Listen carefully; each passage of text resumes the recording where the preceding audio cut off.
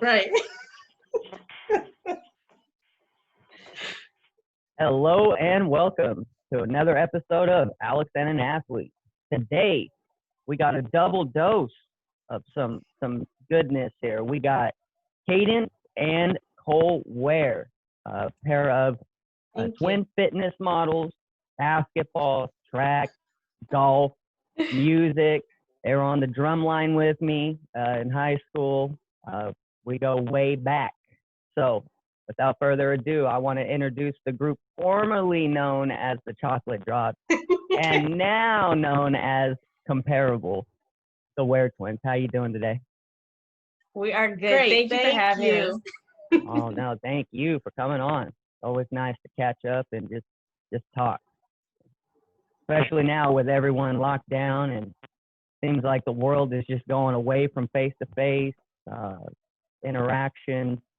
Everything is just becoming so isolated and distant from each other that we can't lose touch with humanity. And so it's so nice to be able to do things like this where we can just talk like regular humans. That's true.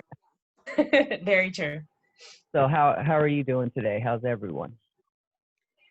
We are great. You know, it's a Saturday for us, so you're excited to be here. You know, it's just a nice day. Yeah, it's an overall nice day. Good to be, on a little break with Thanksgiving just recently passed and everything like that. So we didn't get to spend with our family like normal, but it was still good. We made the best of it. Yeah, our mom cooked. Yeah. I delivered the food, so we still got good Thanksgiving food, even though we weren't all together, and we kept a safe distance. Yeah. That's good.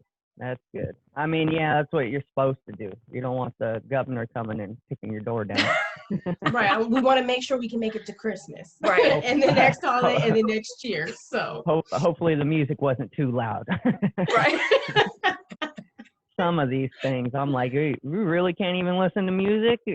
No. It's like, nothing. But looks like I'm going back to my ancestors' days, being oppressed by the government. So. But that's all right. It ain't as bad as Russia was, so I guess oh we'll my be goodness. Okay. The stories my grandma used to tell me, my babushka, she told us how they eat houses and take all of their food, their blankets, anything that you had that was usable by the government, they would just take it. So what they had to do was go in the backyard and bury their meat underground to hide it, so that way whenever they came, they couldn't take it and take all their food. Right. Crazy. So hopefully we're not heading that direction, Gavin. Right, right. So, but all that aside, well, that's not why we're here, is it? I'm pretty sure we're all sick of that. But so let's get into it. Let's talk a little bit about how you all started in sports. So I guess one at a time or both at the same time.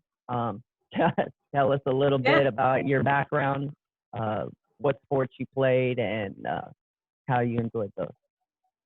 Yeah, so we started in sports. Actually, our dad introduced us. So he was really big on getting all of us into sports, our younger brother, So we started with golf first. Yeah. And then we played, then we did basketball and then track and field at the same time. Right. But golf for a good amount of years through the Boys and Girls Club, actually. That's where we got started. Our neighborhood Boys and Girls Club. Yeah. We learned so what they did is had a program. If you were a member of the Boys and Girls Club, you could be a part of different sports teams. Mm-hmm. And we were like, well, we'll do golf because honestly, I think they scouted us, like low-key scouted us because we were not interested really at all. in playing they lured us there with the promise of good food. Yeah.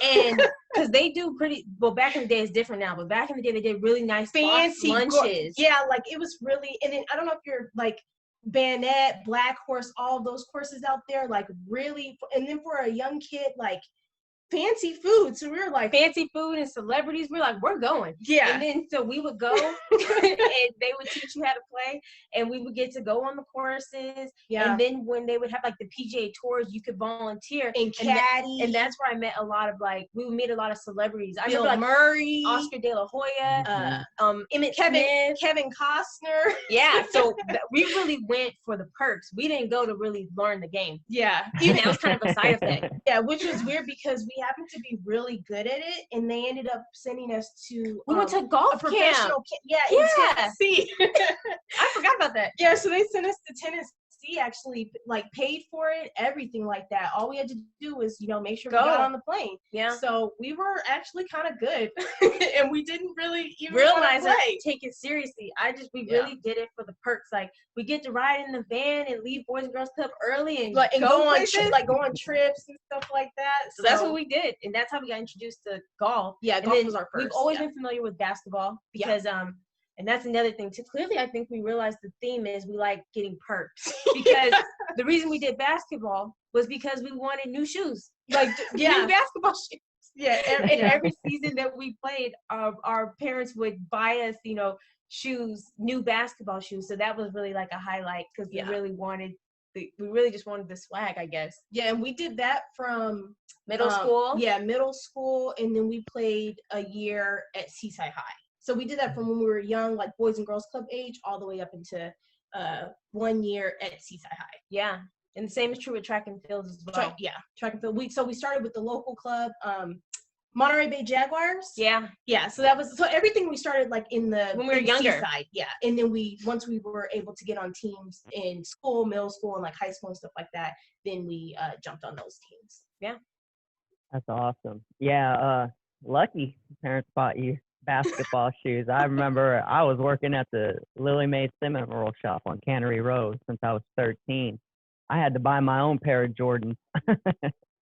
Then I learned the value of a buck real quick whenever you're only 16 years old, or actually, no, that was freshman year.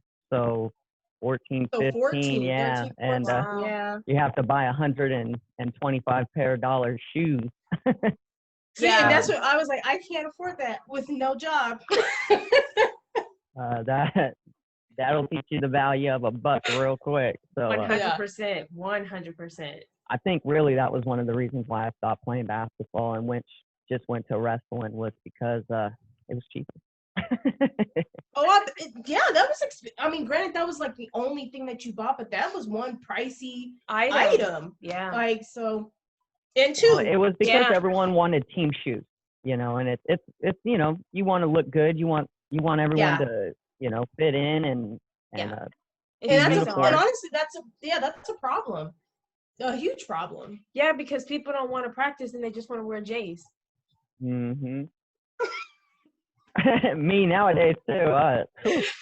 Practice sounds tough. I don't even want to.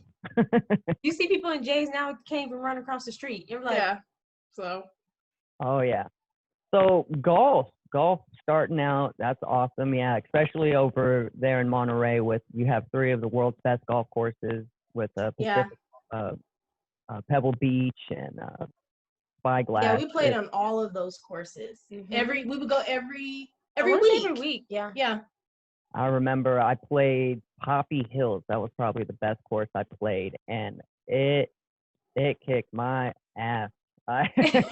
Every course.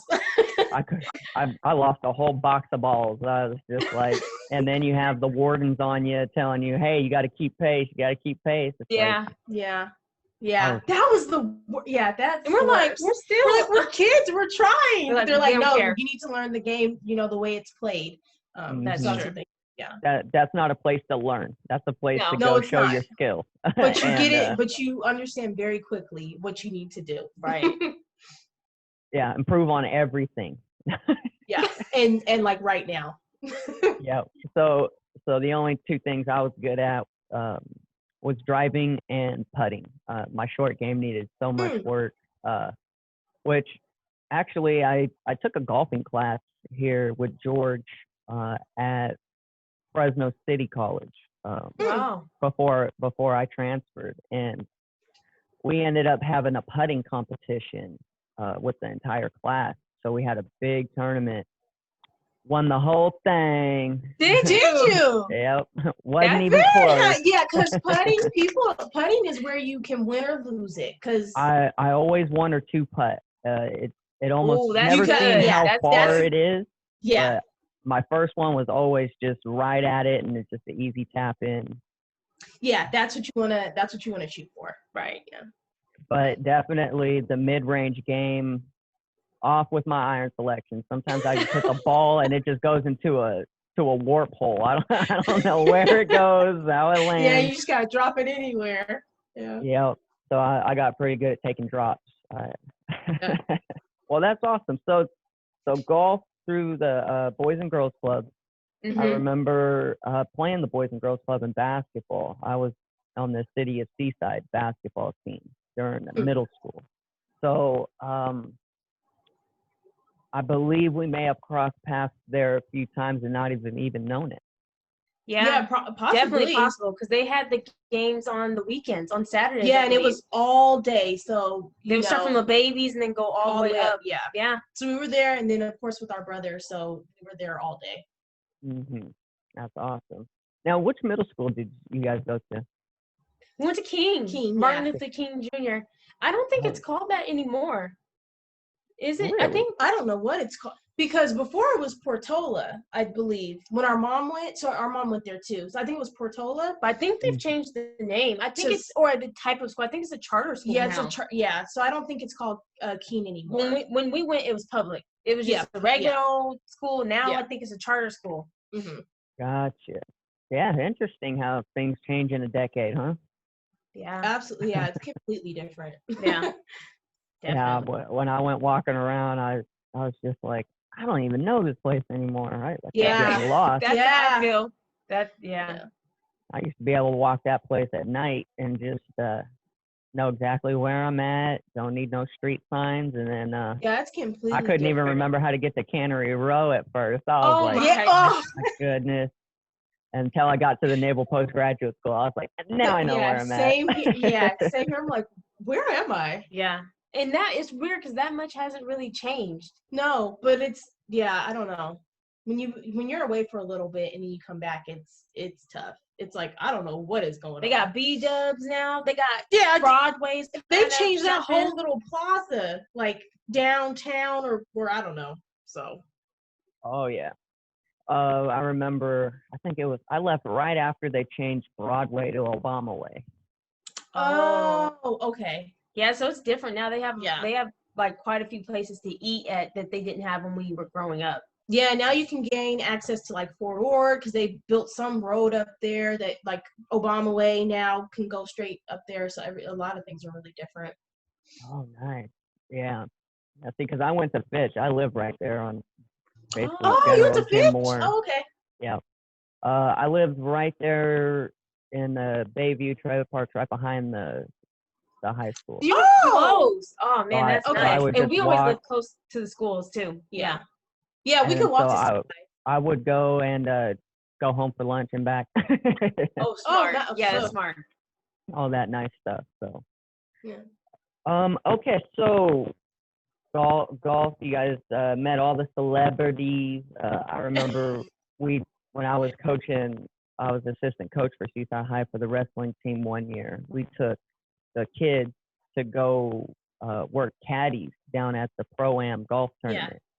And so they got a caddy for a bunch of celebrities. Some people got, like you said, Bill Murray, George Lopez was a big one. Yeah, he's nice. Tony Romo, Tom Brady. So they were pretty pumped up just to be out there with these high-level athletes.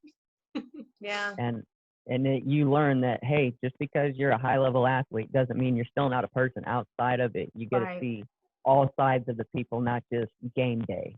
Exactly. Yeah. And it's nice, too, because you're like a kid and you look up to them and they're really nice to you. Yeah. And it just gives you like a positive experience of the whole sport. Yeah. Which I can see how it makes people like want to try it because of like those interactions. Yeah. Yeah. And, I don't think any of our kids would have played golf or tried it if there wasn't those kind of opportunities for them. Very Absolutely. true. Yeah. The Boys Very. and Girls Club, we're really thankful for them because they really exposed us to a lot of things, like you said, that we wouldn't know about, wouldn't have access to maybe. So And it was affordable because you was pay your us membership two and our brother. Yeah. We had a place to go to after school, and we had and be like safe. safe activities. Yeah, until our arts parents and- could get us. So, they knew that we were safe and everything like that, until they were done with work and stuff like that. So Boys and Girls Club, like, people, I feel like they don't get enough credit. Like, they really do keep people out of trouble, keep people safe, exposed to a different lifestyle that you might not have access to because and other opportunities. Golfing every week, imagine how expensive that would be. If we, but we got to do it with our, I want to say with our membership to being at the Boys and Girls Club. Yeah. And those are things we wouldn't have had access to. Same with all the sports teams. And I think they even helped with like our clubs, like, because again, it was 3 of us. So us 2 and then our brother playing golf as well. So I think they even helped with the golf clubs and things like that. So that was a huge blessing. Oh, that's gotta be. I mean, it's expensive. It's the only reason I can't get out there more often. Yeah. To go back to be a kid again. Yes, exactly. I mean, not me, because I still wouldn't be able to. Like you said, we had 3 living with us, so there's no way they would have been able to. Yeah. We were the ones who made just enough to not qualify for lunch, and but parents didn't make enough to really give us lunch money. Right. Yeah. So we were caught in that tween flux. But the thing about all of these golf courses is they do a lot of promotional gigs like that with a lot of companies like the Boys and Girls Club, so that they can promote, so that whenever these kids, they are able and willing to come back to their course and spend money. It's a future investment. Yeah. In so like they say, you got to spend a little to make a little. Yeah. So yeah, the more eyes you can get, the better off you'll be. And that's a great way to do it, is bring in the youth and try to catch their attention early. Absolutely. Yeah. And it worked on you gals here, so there you go. Yeah, because we did for a long time. Oh yeah. So, and that was up until golf all the way up until high school then? No, probably up middle until school. middle school, because then at that point we did basketball. Yeah, so then now we had access to being on like the actual school team. Yeah. So then our like free time that we would have been at the Boys and Girls Club, we were actually spending in school practice. Sports. Yeah, in like regular school sports. So that's where we picked up. Well, we continued track, and then that's where we really picked up basketball too. Yep. Awesome. Okay, so you said your favorite part about golf was the perks, and yeah. sounds about right. Yeah. And so we have what was the part you hated the most about it? What did you not like about golf? Golf, you had to be proper and like reserve. calm and reserve. Yeah, there was no like, because in other sports you can celebrate. Yeah, there's no like you drive it down and you're like, oh, that's a good one. You're like, be yes. like, oh, that's a good one, and then you keep it moving. Like I didn't there's like that. There's no you couldn't be celebratory on the course the way that I would have celebrated, like if I was dunking on somebody, or if you just have to keep it in it until the end, and then people at the end are like, good game. Yeah, you're like, good game, thank you. And then that's it. But I wanted more than just like, good game. Yeah. Just go hide in the bathroom, let out a war cry real quick. Everyone's just like, yeah, what was that? Like, I did that, but you couldn't. It just, thank you. I would say that was probably the least. That was yeah. I mean, sports are emotional. Whenever you're competing, it gets emotional, and it's to bottle up your emotions. When has that ever been a good thing? Right. Yeah. Sometimes you just gotta let it out. Yeah. I know I did, and sometimes a little too much to get but in you feel trouble. Good but afterwards. Yeah. But yes, it's raw emotion, and it's hard to hide. Yeah, especially as like young kids. So. Exactly. So, all right. So that was your worst part of golf. So now let's talk a little bit about basketball. What made you two want to get into basketball besides the shoes? You know, it was a sport that we just always were familiar with. Yeah. Like our parents liked watching it. Yeah. We have a younger brother who's only 2 years younger than us. So it was just kind of something that we all were more familiar with as a family. Mm-hmm. And so it was natural to be like, well, we'll just play basketball when we get old enough. Yeah. So then when we stopped golf, we were like, well, let's try basketball. Yeah. So And then we did it together. Yeah. Which ended up being, we always did sports together. Right. Which ended up being more of a problem than you would imagine, because we would usually foul out of games. Yeah. They would put all the fouls on one person by mistake. Yeah, so one of us was always not playing. Yeah, so we ended up gaining a reputation of being really aggressive. Yeah. Which was only half true. Yeah. Like, because they're like, them twins always foul out. And we're like, no, first of all, like, I could have gotten one, she could have gotten one, but it doesn't matter. They're putting on one person, and you know, you get 4 and you're out. Yeah. So that would happen all the time. Yeah. I bet. I could only imagine. George didn't play basketball, so I didn't have that problem. Oh yeah, so you got lucky. Trust us. Yeah. But the thing was that I was aggressive. I was pure defense, locked down. Whenever you have to guard people with good handles like Matt Chambliss and Jarrell Morris, you're gonna have to be solid on defense to make the team. That is so I was I was good at assisting and defense. That was my bread and butter. I get a lot of breakaway steals and just easy buckets. So that was probably my favorite part about basketball, is just playing defense. Like, I don't care how good you are. I'm not gonna let you score on me, or you're gonna earn it. Yeah. And I think that's why I went to wrestling, was because I'd rather just play defense than worry about everything else. Especially the team aspect is it's always tough, because you don't want to feel like you let your team down, and you don't want to feel like your team let you down. So if you can do something to take it out of those hands, then I just always felt a little more confident in putting all the burden on my shoulders. Yeah, because definitely it adds to your competitiveness too when you're on a team, because you don't want to be the worst person on the team. Yeah. So then you're kind of like competing not only with yourself, but you're competing kind of like with others. Yeah. And it kind of adds to it. So I would say that's where we discovered that we really were a little bit competitive. I feel like I'm not naturally competitive, but if you get me in a situation, especially like with basketball, like say I was dribbling, you took the ball, like you snapped it out of my hand. I'm like, wait, now I'm mad. Right, like the next one I got to come back, like that's not going to happen again. So I think that kind of allowed us awakened, the competitiveness that we might have didn't know that we had. Because you didn't have that. I didn't have that in golf. No. So. I mean, it came out definitely in basketball. In golf, you're competing against yourself more than you're competing against other people. It doesn't matter how good or how bad the guy in front of you does.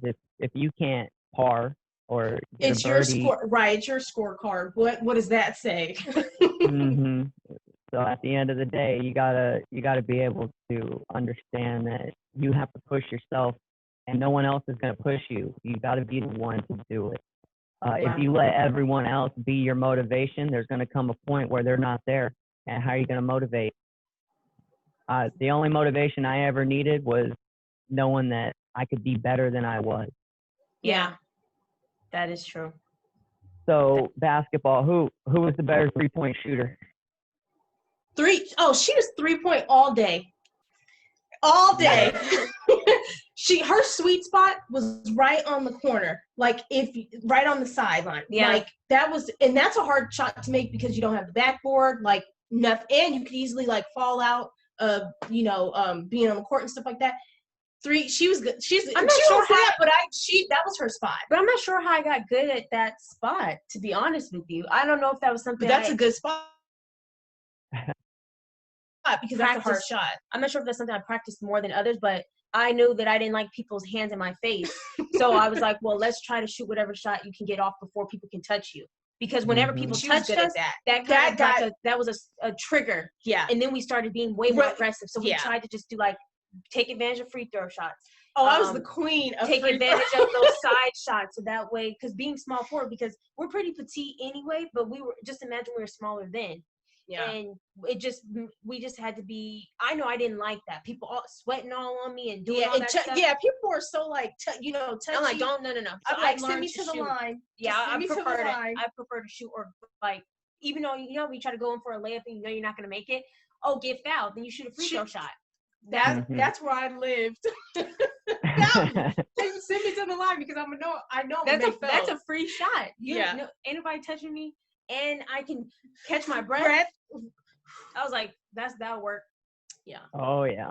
It's one of those things where, would you rather shoot an open shot or one with a hand in your face? Like, right. It's a no-brainer. Like, leave me alone.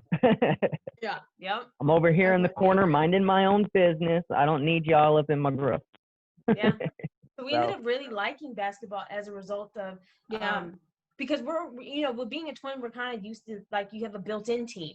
Kind of, sort of. So I think we thrived on that aspect of it. Because we got to play together a lot. So. And it helped because, like, you need that intuition when you're on the court with your team, but we kind of already had it. So that helped that we both played small forwards and we would be on the wing. So, we kind of knew. So I knew she was going to be in the corner. Like, I know that that's her spot, and I know she can do it all the way around. So I'm like, oh, if I have it and she's over there, it's a done deal. Yeah. Mm-hmm. And we played on the fact that we were twins because that would confuse people easily. Yeah. Run around a little bit and people are like, well, who am I guarding? And that would help also. Oh, that is good. Yeah, the consistency is always the hardest part of anything. It's just staying consistent and being good. But yeah, when you can consistently just mentally mess with people and lose your assignment, it is perfect. But yeah, like you said, the chemistry is always there with twins. I know all of us here are twins, so we get that on a different level. You always have a rival. You always have a person to pick you up, to put you down whenever you're getting too hot for your britches. Absolutely. Yep. And always, it's not just about you. It's about learning how to be a great training partner, learning how to push each other correctly, not just, be aggressive towards each other. And you get to work those things out before you hit that level, which is awesome. Right. And so your favorite part of basketball, what would you say was the reason why you kept playing? I would say I like the game day kind of ritual. Yeah. How we would pack our bag. You would have your gear. Yeah. It just would feel and then because exciting. We were always on teams that the girls that we played against were really like, this is what we want to do. So we won a lot. So then after that, we would get to celebrate and everything the whole everything around basketball, like getting your bag ready, getting on the bus, the excitement of playing, being excited when you're going home on the bus, and everyone's like, remember the pep talks, everything about basketball was just so exciting. Yeah, so the shoes got us on the team, right. Wanting to be on the team. But the actual fun and excitement around it that we didn't get to experience from golf is what, and being able to let out that aggression, I think made basketball like a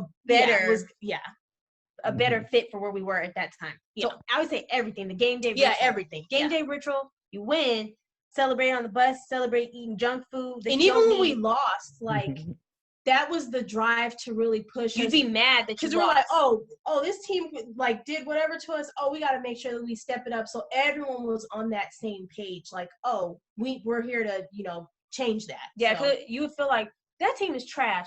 Yeah. How did they beat us? How did we lose? Yeah. So.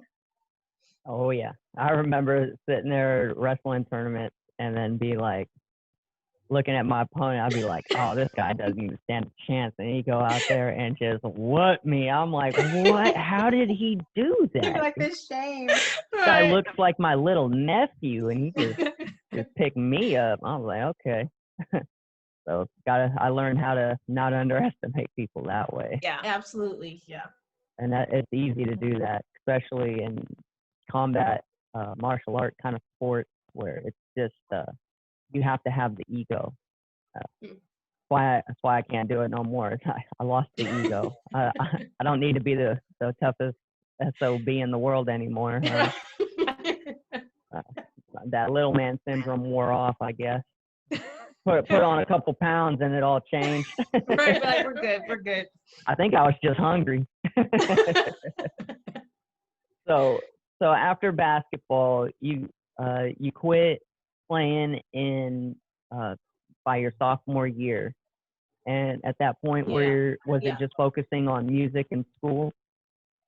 Well, then we found out that we really liked other things aside from sports. Yeah. And then that's when I really got into music, and started building more opportunities for myself that way. And because I think we always just did sports because that's just like just what people do.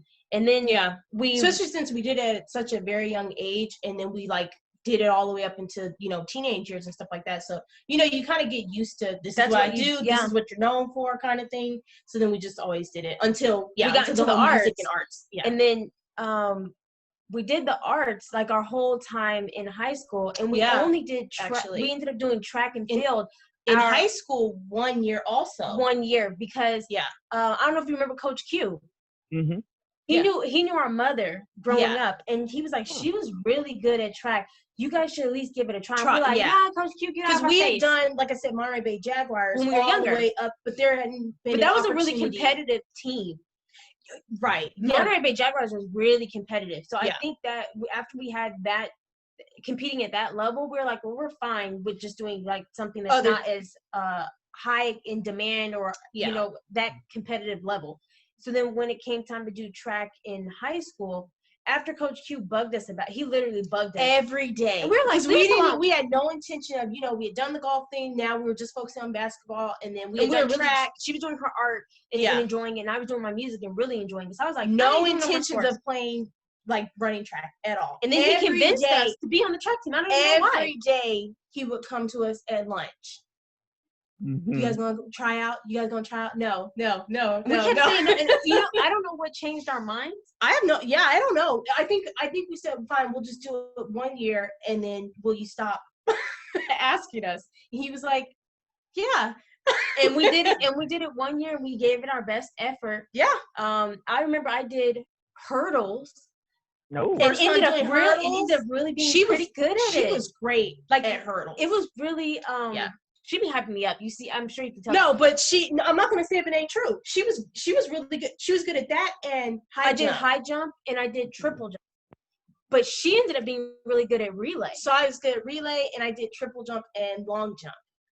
Okay. Yeah, so it was really interesting that like we discovered that those were things that we were pretty good at. That we had never done, because with Monterey Bay Jaguars we only did sprinting.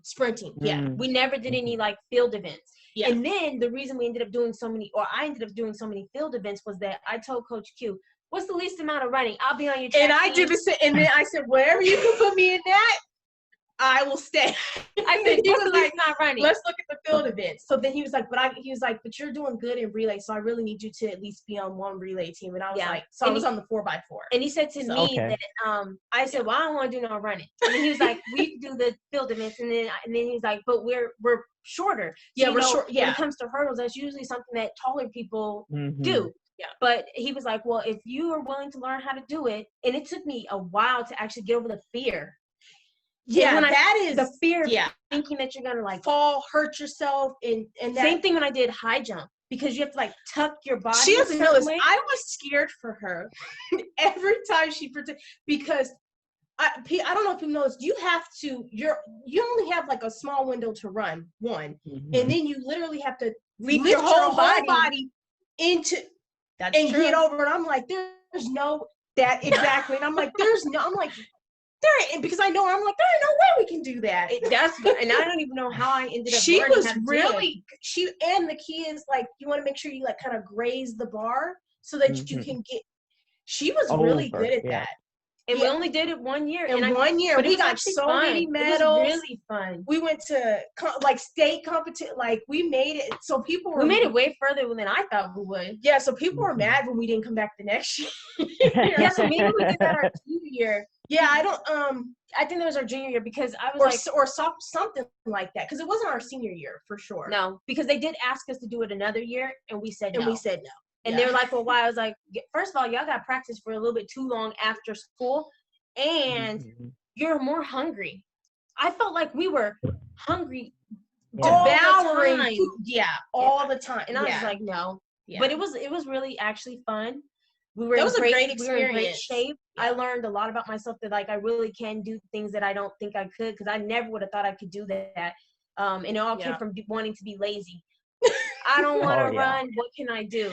Because my thing is, our experience, you see everyone running, they passing out. I'm like, no. Running cross country, running up the sand dunes. And I said, no. Or people getting hurt in the hurdles. No. So, but it was really fun. There's a lot of different events too. I mean, shot put, could have shot put, discus. Teresa Dennis did that. She was good. That was the first time I really seen anyone actually kind of do that too. Oh, a woman. Yeah, I hadn't seen. Yeah, because I felt like everyone I knew ran. Yeah, you only ran. You weren't doing anything else. So yeah, being on the high school team really opened our eyes again to things that we hadn't seen before, really. Yeah, and our mom was pretty happy too to see us doing all the events, because that's what she did. So she was really happy. Yeah. And then it felt good to like again be a part of a team, but really work on an individual aspect, which was nice. And then you feel good because we didn't do all the same things. Yeah, which was so we kind of individually got to shine a bit since we didn't do the exact same things. Yeah, that's awesome. Yeah, because it's easy to get overshadowed by the fact of being a twin. So anytime you can get your own little slice of satisfaction, that always helps. I know wrestling was awesome for me and George in that sense. It's like, we could both do good, but at the same time, it's not just like, oh, hey, you guys are only good because you're twins and you got chemistry. It's like, no, we had to go out there, fight our own battles, and we could only help each other so much. They would always put us to, if it was an event that we both could do, so we would automatically agree. We say, okay, 1 and 2. So we did whatever it was, 1 and 2. And so we say that, so we'd have an understanding that no matter what, we both need to be 1 and 2. You could be 1, I could be 1, whatever. It needs to be 1 and 2, and that's how we kind of did stuff to make sure, like, we don't care. Everybody else got to be. They can be whatever they're going to be. Whatever we need to be different, right? Yeah, I remember it was in the newspaper where they put the Scott. It was talking about us going to CCS. They put Alex and George Scott, aka the Scott brothers. I'm like, excuse me, that is not an AKA. That is right, actually our name. Like the Scott brothers. It's like, that's great nickname. Mario and Luigi over here. We're like, this is already us. Yeah, people I'm are like, weird. Okay. Very original there. Yeah. So I give them an A on creativity. But so okay, we have track. Now after track, when did all of this fitness modeling come into play? Once we became adults, honestly, because you realize that we're 30 now. Yeah. Me too. Up until probably 23, 4, I could eat whatever I wanted, not get any sleep, not drink much water, not do anything, and look amazing. Yeah. And then one day I woke up and realized that I didn't look as amazing as I would have liked. And I said, oh, no. We need to scale it back, right? So that's what made me get into the virtual health and fitness. Because I said, I've never been a gym person. I just, by the time I would be the person that would make it to the gym, I could talk myself out of actually going. So I realized maybe home-based things is better for me. And I realized I started gaining much more success when I was doing things that were more natural to me, like the dancing, like the cardio, like those types of things. And then later now I've gotten into more of the like weight training to build more lean muscle. But that's when we started doing the health and fitness, because we realized that like your genes kick in. and you really have to monitor those things, like all the carbs and things that you used to do, the sugars, the alcohol. Our bodies just don't work the same that they did when we were young. And it's okay to do those things, but I would like to look like, I don't want to look like my son's grandmother. Exactly. To look say, like his how mother. Old are you? So, you know, and you don't age well when you're doing those things. Yeah. So we just realized that it was, especially with the pandemic hitting this year, it was even more important that, you know, this is when I really started doing my coaching more seriously, because the gyms have been closed and people do feel isolated and they're not eating healthy. And pandemic pounds. So exactly. So it felt better. And when I started coaching, and then I convinced her to start doing it. And then I feel good too, because there's a level of accountability. Well, you can tell them about how, like, you lost your baby weight and all of. Oh yeah. So I gained with my son 45 pounds, and so that's the biggest I've ever been in my entire life. Like, and like no sports and stuff like that, but that's the biggest I've ever been. So I was like, oh no, I don't want to be, you know, the twin things, like, oh, you're the big twin, the smart twin, and then I didn't want that situation. And I just wanted to, you know, get back to feeling like myself again, because 45 pounds is a whole lot, especially when I'm 5'3", she's 5'2". So we really don't have that much to be holding on all this extra weight. So that's what carrying around a 45-pound plate.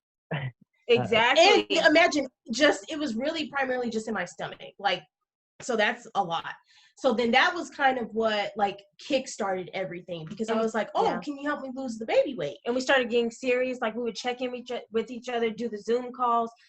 We do the programs that we do are different. They can be dance-based, they can be cardio, they can be weightlifting. There's a lot of different things you actually can do in your living room. Pilates, outside, yoga. So it was a lot of different things. But when we started, we were like, well, let's just do simple goals. Hers was to lose the baby weight, and mine was to lose 15 pounds. And 15 doesn't seem like a lot, but 15, depending on where you lose it from, matters. Yeah. And so we realized that by being like health and fitness coaches, that, you know, we're not only keeping ourselves accountable, we're inspiring other people. Like, you can do it and be a mom of an 18-month-old. You can do it and try to, you know, keep your nice single body together. And maybe you could attract somebody that's doing the same. You know what I mean? Like a boost in confidence. So that's what made us really start doing it. And, you know, I feel really good about it. I love that we don't need all this equipment. We don't have to leave our home. So if the pandemic goes 6 more months, a year, we still can maintain our level of health during this time. And it just makes it easier that it's like we like looking like twins and being individuals. Yeah. And it's important to remember that you are individuals. It's so easy to get caught up as a pair. Get it? Comparable? But bad joke. That was good. I like it. That was good. And so you have to remember, at the end of the day, you can only handle your own mental health, your own physical health.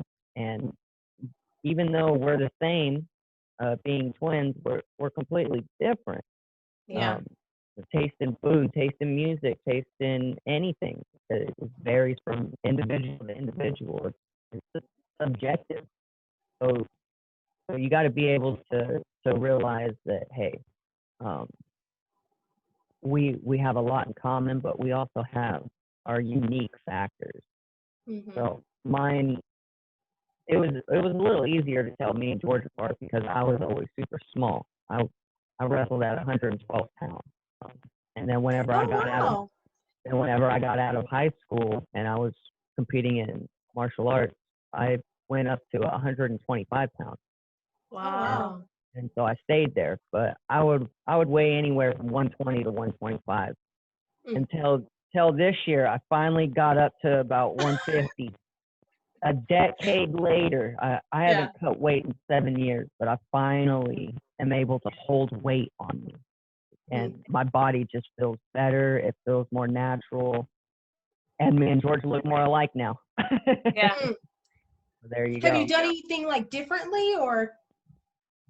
Not work out and cut weight as much. So that's really all it was, is I had to slow down and let my metabolism catch up from years of torturing it by cutting all of this weight and not eating and dieting properly, because whenever you weigh 117 pounds, you got to cut 5 pounds to get to weight. Then Wow. you have to look at, okay, well, I'm a high school kid. I don't know nothing about nutrition. I don't understand that pasta makes you has a lot of carbohydrates and all this stuff in it, all these carbs, and that's what's putting on this weight, and it's harder to burn that off. Yeah. Yeah. So those are things that I had to learn, and I'm a sucker for spaghetti, all pasta. I'll eat a whole bowl. I missed weight one time in my life, and it was because I ate too much spaghetti the night before, and I wasn't able to cut it in time. So, but like I said, that just torturing your body.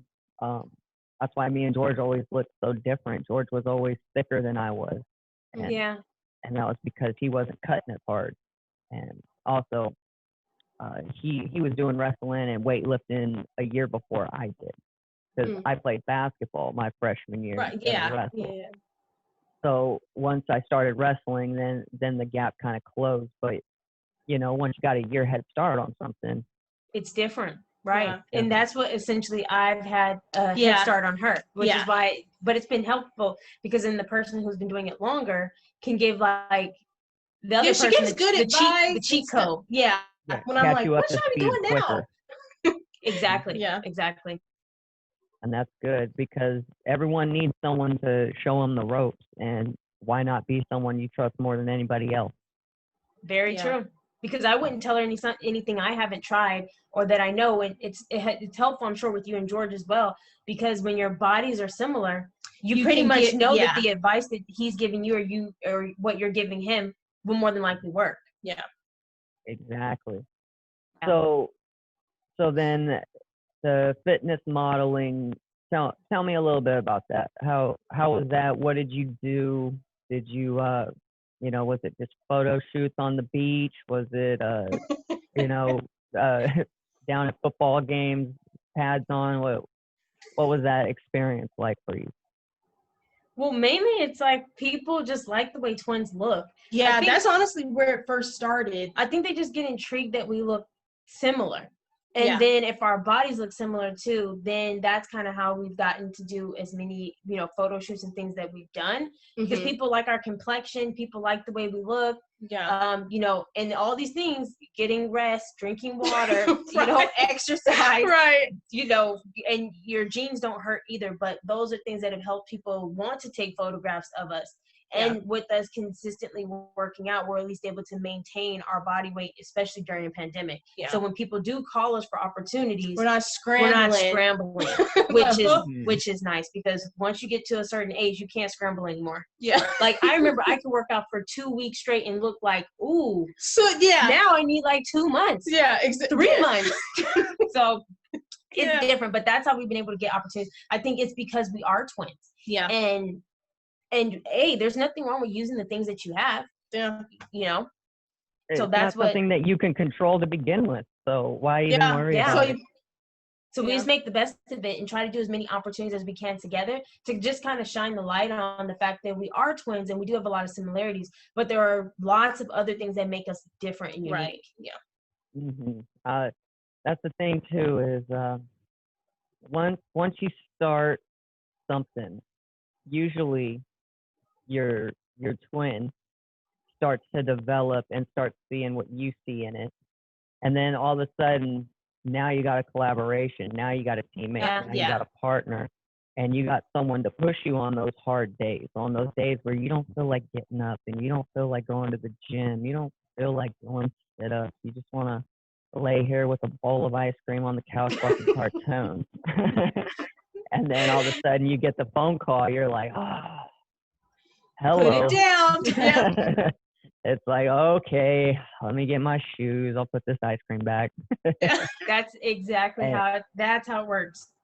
And then as soon as you start, you're like, thank goodness I had someone here pushing me today, because you just need a little nudge every once in a while. Motivation's hard. You can sit there and stare at your shoes for an hour and be like, All right, let's go get this in. You could have been done by that time. Yeah. I'll call her sometimes and I'm like, oh, pretend like I can't find stuff, just doing whatever to not do what I need to do. No? Exactly. So for the people that took photos, now were they for magazines? Were they for websites, or kind of what were they for? So when we did, we did some modeling stuff. So it was for a show. So it was just fashion show. Yeah, fashion show. So when we did that, it was just, I guess, to build up the fashion show's brand and like everything like that. And then the other ones were just like personal projects, and then some of our own personal projects. Yeah. So it's usually like for maybe more so for brand ambassadorship. Yeah. To have a face to use, someone to use that maybe fits the clothing well. That's usually how we ended up doing and like marketing and stuff like that. Yeah. So the face that runs the place, and they picked y'all. Right. Very nice. Very nice. Well, that's good. So other than that, the modeling. So I'm pretty sure you guys stepped away from that by now, or are you guys still involved? No, we've taken a break. Yeah, well, primarily because of the pandemic, really. Pandemic, life, we're in the process of rebranding, and we're just trying to figure out where we want to move forward next, because people have your looks and things like that, but we want to also make sure that we're continuing to develop our creative talents. Me doing my music, her doing her art, and now we're just and we want to also bring awareness to twins, what that looks like, and that you don't have to be like cookie cutter versions of each other to still feel like twins, because you are, whether you look completely different or not. So we definitely want to have you and George. Yes. Once we get once we get everything, because we want to definitely highlight twins that we've grown up with and that we know what it looks like to be adult twins, and not we're wearing the same shirts today, but in general, for obvious reasons, when you're not wearing like what it looks like to come into your own and still have a great relationship as in that same dynamic as being twins. Yeah.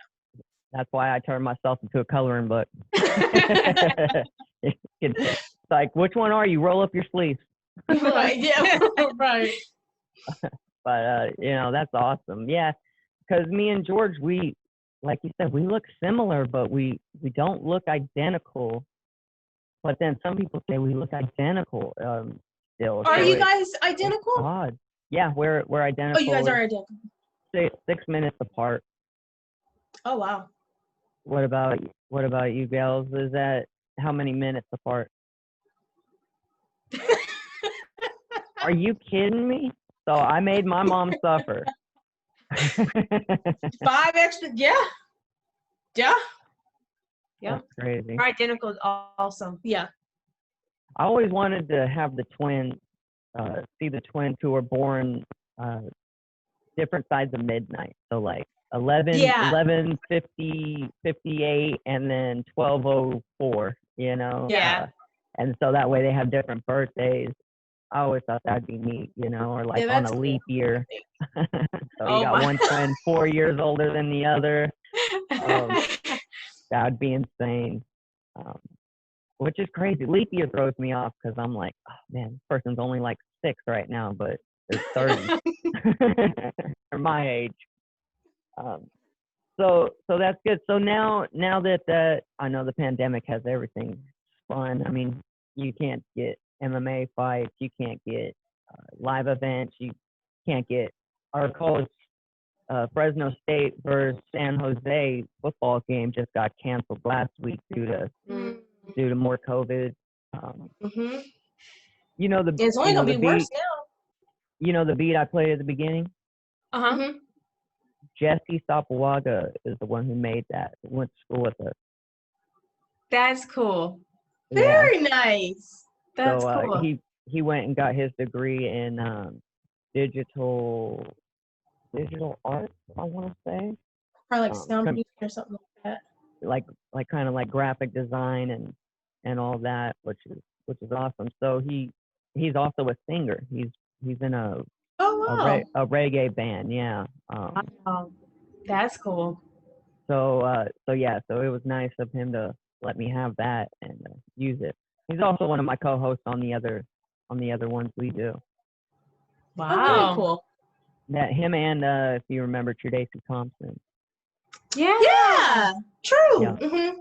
So True and Jesse are two of my co-hosts on my football podcast. Wow. Oh, that's what's up. That's really nice. And then Taking it way back.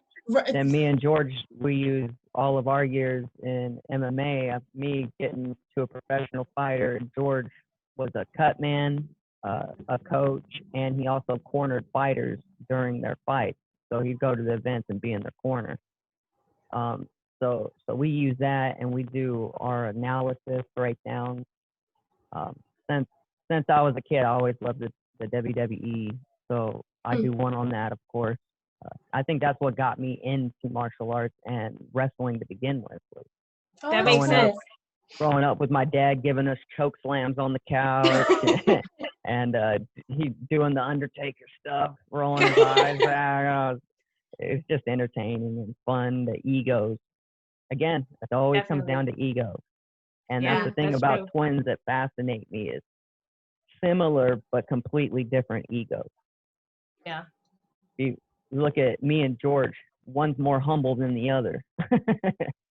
But I think that's with all twins, because even with, speaking of WWE, the Bella twins. Yeah. They're our favorite. We like to low-key call ourselves that when we do stuff. If we do like a twin thing there, we feel like we rock that. We like, we do Bellas.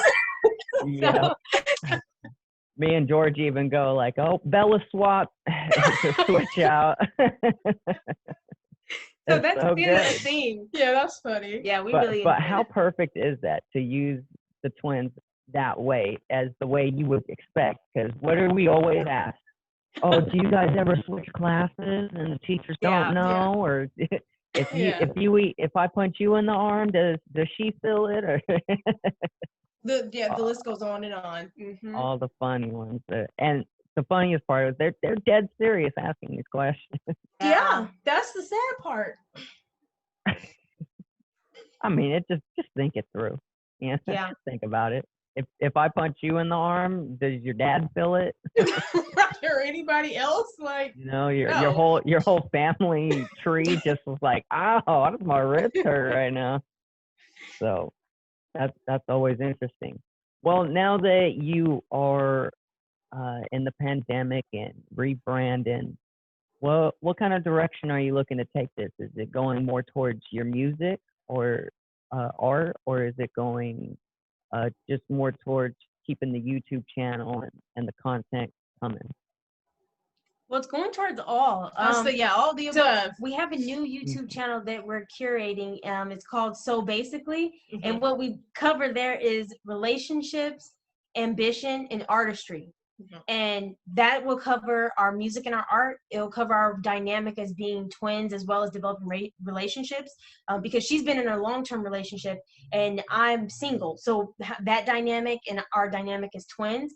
Mm-hmm. And then mainly the goal of the channel is we want to show you guys what it looks like when you're chasing your dreams. And hopefully we want to inspire others to be able to do that themselves. So we want to take you along on the journey of what it looks like. And, hopefully along the way, at the end of it, you'll look back and say, it's been 2 years, it's been 1 year. Look at where you are now. Right. So that's mainly the goal, that we're focusing on the ambition, artistry, and relationships. Mm-hmm. Oh, yeah. I mean, with my wife, we've been together going on 7 years soon. And before that, my longest relationship was like 6 months. So there you go. It's like, dang, that's a huge difference. But when you find someone you gel with, you just gel. And the biggest thing I will say, the reason why I married my wife was because of the fact that she never once tried to stop me from being with my twin. She never looked at it. She knew that her biggest competition was always going to be George. And that's a tough thing for people to understand, the twin dynamic, because you have to realize I've been with this person literally my entire life. So you have to be able, whoever's coming in, honestly, whether you like it or not, you got to take her too, or they have to take me too. Because and with being that's the what twin, you're getting. And with being the twin that the person is in a relationship, it's a learning curve too, because I'm like, you're my partner. I don't know who this other person is, but they can't have you. So you have to like, it's the feeling comfortable with, okay, we can share her. Yeah. And that's still fine because I'm still her twin no matter what. And then he's her significant other no matter what. Like, that's fine. So that's a learning curve too. Yeah. So we're going to talk about stuff like that on like, and just honestly being real about stuff, because I feel like people see your end goal, but they never see the process. Like struggle. No one ever, like no one ever talks about the fact we both work full-time jobs in addition to doing our own stuff. In addition to, I'm a mom, like all these other things. Like, and we got to talk about. We actually got our degrees. My degree is in music. And mine is in art. And so it's not something that we were just like, this is a hobby for us. Yeah, like we intend to have this as our careers. You know what I mean? We take it very seriously. And people just like, oh, you know, it's like a hobby or whatever. I'm like, no, this is what we want to be our life. Yeah. So we want to be able to share that in the ups and downs, because there's a lot of ups and downs when it comes to pursuing arts. Yeah. Probably more downs, but but we want to take everybody on that journey so you can see what it looks like and not just show you our highlight reel. Yeah, just like, oh yeah, these are the folks. There are tough times. So that's what our YouTube channel is really going to focus on. And then of course, like the behind the scenes of like how I create my art, how she creates her music. Because people have been asking a lot about that as well. Like, how do you guys come up with stuff? Usually we just show the end result. So we're working more on, you know, the journey and the process. Exactly. Everybody wants, and like you said, they see them on top of the mountain, but they don't see us pulling the wheelbarrows up that mountain, and falling down, using the pick to carve out that path. It's a tough, treacherous path. Anything worth it is not easy. Yeah. Nothing will ever. If it's easy, you're not going to enjoy it. I don't get satisfaction out of getting handouts. I don't get satisfaction out of taking an easy way out. I love to challenge myself, and I push myself, my own worst critic. And it's just that certain kind of drive where a lot of people don't have it. They want to be on top instantly. Yeah. And you can't start on top. It doesn't work that way. Even if you did start on top, that's a quick fall back to the bottom, because people are going to see right through it. And then you probably can't get yourself back up since you didn't know how you got there in the first place. Exactly. You're just lost. You're lost in the weeds. And pretty soon someone's going to come through with a weed whacker and use you as a stepping stone. Right. Clean it up. And I don't want to be no one's stepping stone. I'll tell you that. Anything, I want to step on some stones. But so your art, what kind of art do you do? Is it painting? Is it like oil painting, sculpting? What kind of art is your kind of specialty? So I initially I did, I started with charcoal drawings. So portraits, landscapes, things like that. And then once I got to college, I actually learned how to do oil painting. So, but to graduate, I had to take painting classes. But before that, I was like, I draw, I don't paint, like I don't want to do that. They said, well, you won't graduate if you don't do these classes. So then that's where I found out that I really actually loved oil painting. So then that's what I did after college. So oil paintings on the side. And then now I'm actually moving into more of like abstract work. So I kind of feel like my portrait stuff is kind of, I don't want to say it's over, but I'm putting it on pause because I'm finding my new voice again. So mainly with, so oil, I'm doing like mixed media, charcoal, different things like that. Well, especially with art, you always have to evolve your trait, because I mean, look at Van Gogh. He made a couple paintings first, and then whenever he started using the blue series, and he started making Starry Night and everything, that's whenever he really took off. And that's why his paintings are worth so much now, was because he stepped away from his original method and started using broader, more full brush strokes and and doing your own thing. See, me, I've always been fascinated with art, and more archaeology, or not architecture. Too many A words, but so like looking at the Amber Room in Russia and the St. Petersburg cathedrals, all of these, what's that? The big blue wall. I forget where that's at. The Ishtar Wall. Mm. This beautiful pieces of architect. And it's always fascinated me. How they build those pyramids. How, Mm-hmm. that the Especially back in the Berlin day. Wall. Just thinking about how much manpower and how much time, energy, effort, planning, preparation goes into it, and then you build something that lasts centuries. Right. So I always like art that you could live in. Mm. But also music. So let's get over here to my drumming buddy. we got our old drum line here together. Right. We need to go get Michael Pham and them. Arturo. Maybe call Nicole Laredo. Mm-hmm. Tia Nguyen and everybody. That's funny. Yeah, Yep. that was always fun. So you went to school for music, and did you stay with percussion? Yeah, I got my Bachelor of Arts degree in percussion, and well, it's music performance, and my emphasis was percussion. And I ended up falling in love with jazz band, believe it or not, because when it came time to actually audition for the marching band, I was out of the country touring, and by the time I came back, I couldn't audition. It was too late, so I ended up doing jazz band. And I ended up really playing drum set for a while, and that was something I did. I've been in a blues band, I've been in a rock band, of course, different jazz bands throughout, from graduating up until now. And then at this point, I'm ready to start focusing on like music and audio and and production aspect. So you guys should be listening on our YouTube channel. It should be music that I've actually created. Yes. That will be in the background.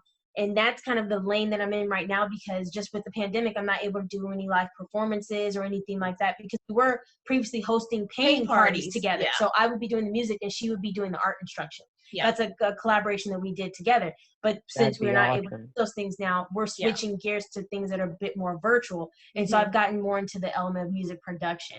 And that's what I've been focusing on as of recently. And that's what we'll do for now until, we pivot to something else. Yeah. Well, it's also one of those things where you can make these songs and you can make these instrumentals and have people use them as exactly. Sell them or get some royalty off of them. But there's ways to evolve with the game, and that's the thing about this whole pandemic that taught everybody is adapt or die. It's sink or swim.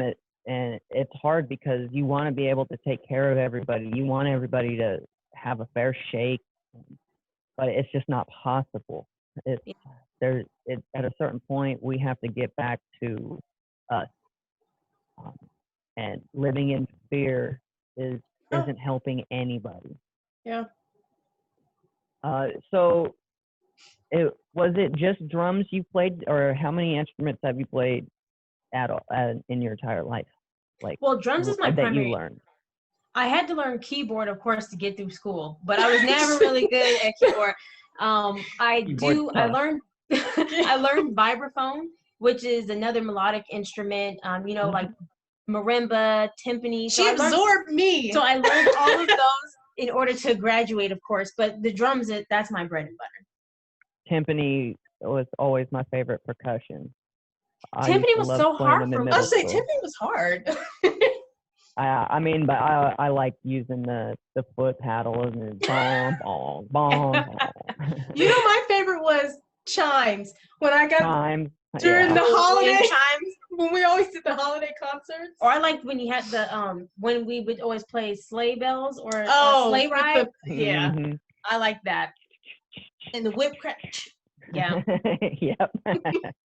Yeah. So when I started playing music in elementary school, I started out with the recorder, the little plastic flute, I guess clarinet. But so whenever I got to middle school, I started playing. First, I started on the trumpet, Then I went to Oh. cornet. Then I went to clarinet. Then I learned a little bit of guitar. Then I went to the percussion side. Then I started learning how to play the bells, learning how to play the timpani, bass, snare, bongos were always nice. That's hard too. So yeah, and then the only reason why I stopped was whenever I lost my eyesight sophomore year. I couldn't read the sheet music no more. So Oh. there went my know music that. career. Yeah, I didn't know that either. Hmm. So yeah, Wow. at 16, that's whenever I guess my disability kicked in, because I had perfect 20/20 vision until then. Wow. And then all of a sudden my vision's 2200 uncorrectable over one summer break. Had no idea. Yeah, I just thought you didn't Want to do it didn't anymore. want to. Yeah. Oh, I still loved it. I still play music. I'm actually learning how to play the harmonica better now. Shout out to Alex Lebrowski. I had him You on. are throwing out the names Good with the today. names. I'm like, what's my name? And so he for being a guest, he was nice enough to send me a harmonica because he works at Amazon. Oh, that's cool. That's cool. He sent me a nice harmonica, so I wanted to say thank you again, Alex Lebrowski. And hope you're finishing up this semester well, and getting back to some of your research there. He's doing a lot of good stuff in the medical industry. Almost Yeah, finished. he follows us. Yeah. Yeah, so I think he started his own, I don't want to say charity, but Maybe a organization. nonprofit. Yeah, organization is called Music is Medicine, or Music for Medicine. So he would go around and perform for these children who are in the hospital. Yeah. Wow. Nothing's cooler than that. Yeah, music therapy it does wonders. All art, yeah, art therapy and the arts, yeah. I know whenever I'm feeling blue, I just pull out the harmonica and just play the blues. play it away, and just it just soothes the soul. It like you said, it's just about expressing yourself. You don't even have to be good to enjoy it. You can just let it out. And that's always my favorite part about music. So what keeps you in music? What makes you want to just keep playing?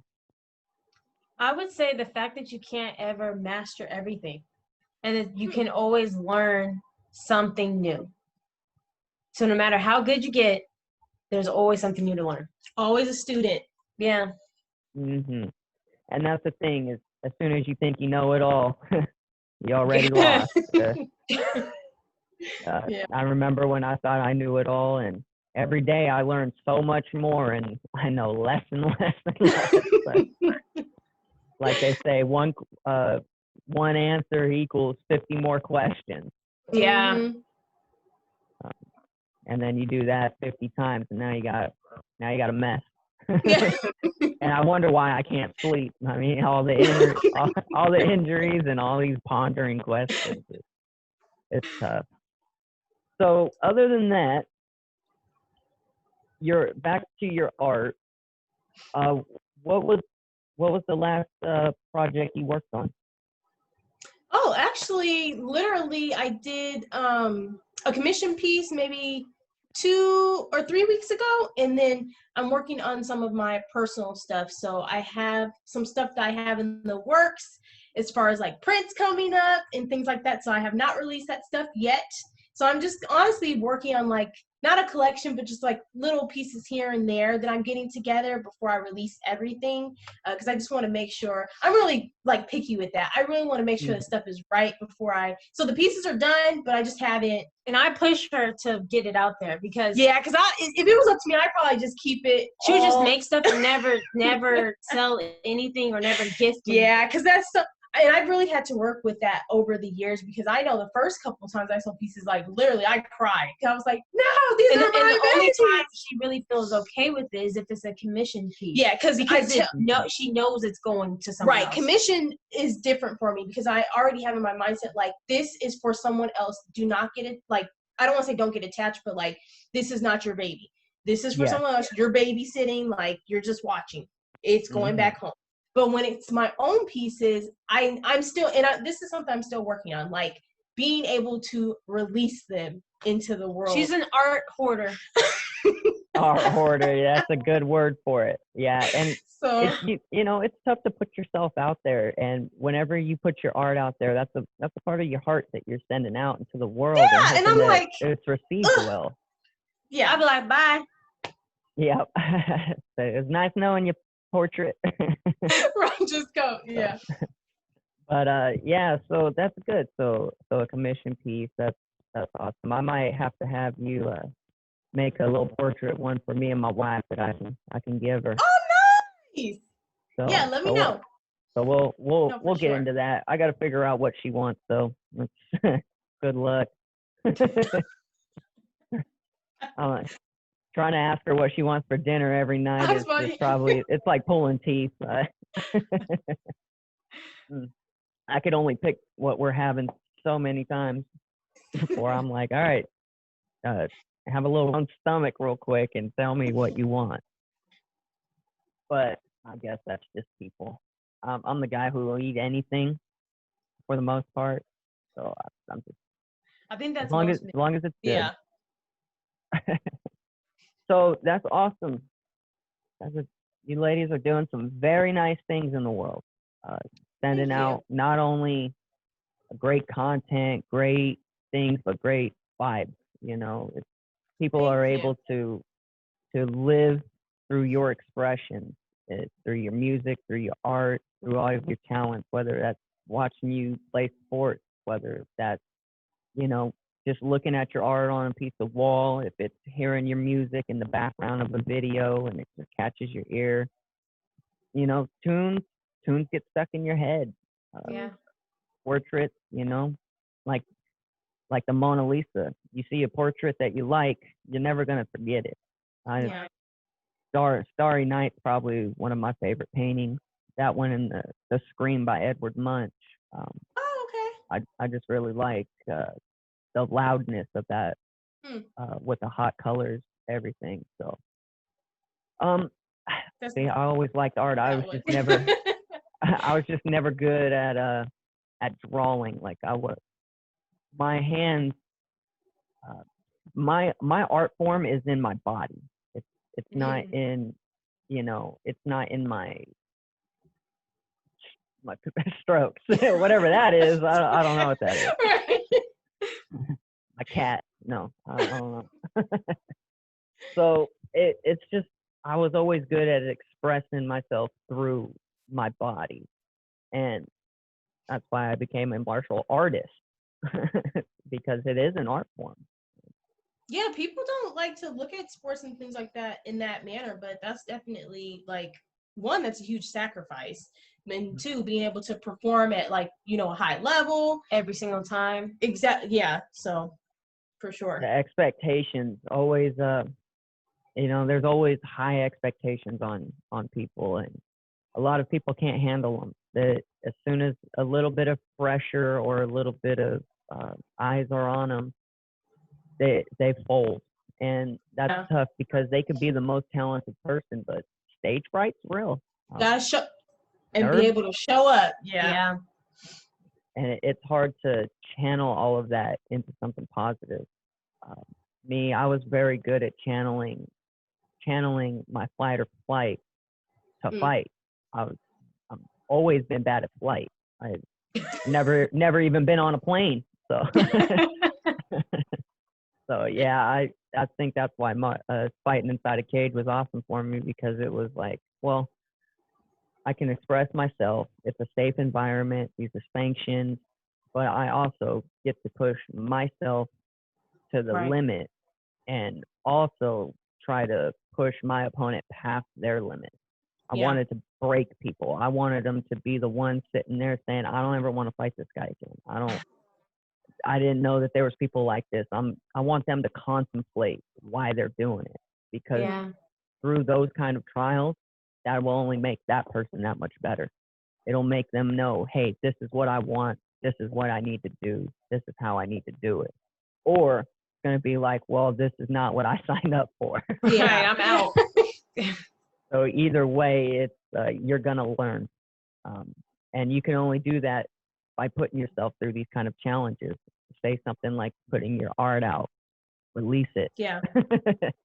And then you'll know how it's. I would do it. Okay, I would do it. Well, you'll never know until you try, right?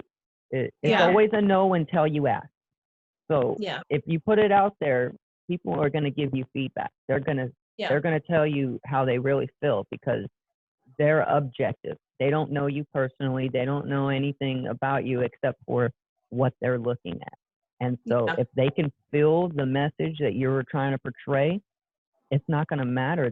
It's the message that's the most important in art. And it's because you can interpret it 100 different ways. Yeah.